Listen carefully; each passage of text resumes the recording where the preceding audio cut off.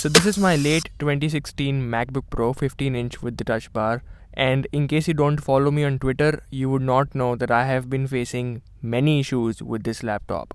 So I've actually begun testing out a few other laptops, starting with this. This is the ROG Strix II from Asus. It's almost an year-old laptop, but it recently got updated with RTX 2060. I've been using this for about a month, and it's exactly the opposite of the MacBook Pro, which is both great and slightly annoying. Let's start with the keyboard, which is just a heavenly experience compared to the one on the MacBook Pro. The keys have great space in between them, they have insane travel, they don't miss out from any input and don't overtype any alphabet. In fact, I actually increased my typing speed and accuracy with this keyboard. It's kind of a big deal coming from the MacBook Pro. Also lately, since I was managing the first step orders, the number pad came out to be a really helpful addition. So at the end of the day, a massive upgrade for me. The trackpad is a mix of both good and bad. The good part are the buttons, which are super tactile. The trackpad itself, however, sometimes didn't register my touch, even though it's a Windows precision trackpad. So I mostly always used an external mouse. The speakers are at the underside, and at the highest volume they can get pretty loud.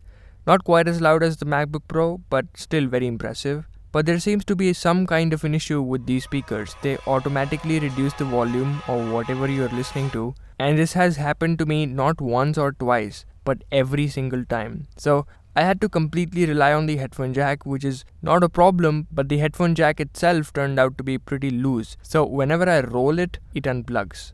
Now the thing is, this is a review unit, and review units travel all over the country multiple times, and so in the process they can get a bit beat up, hence causing these hardware issues. But I also looked up online, and a lot of other people have reported on the same issue. So it's a bit of a gamble, hence I would recommend to get extra warranty on top of the 1 year that you already get, just to be in a safe zone. As far as the ports are concerned, there are plenty. There is a Type-C port, which is surprisingly not a Thunderbolt 3 port. Although there is an SD card slot, which completely kills the dongle life. Pretty hard to insert the card though. The display is pretty great. It's a 144Hz 1080p IPS anti-glare matte finish with a 3 millisecond response time, meaning it's buttery smooth and very fast. And as you can see, it's a thin bezel display, so thin that the webcam is at the bottom. It's not the sharpest display that I've seen, but it is definitely one of the most accurate and fastest displays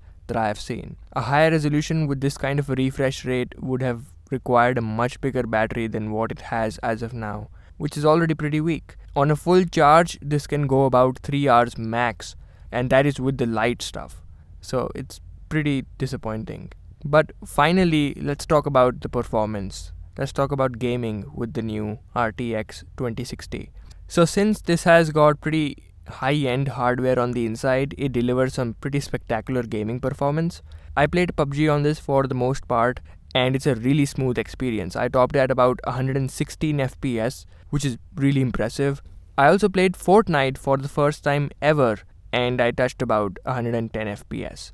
The other thing that I used this for was, of course, video editing. So I used Premiere Pro for the first time again, and it crashed. But when I did reopen it and edited, I found the experience to be pretty smooth.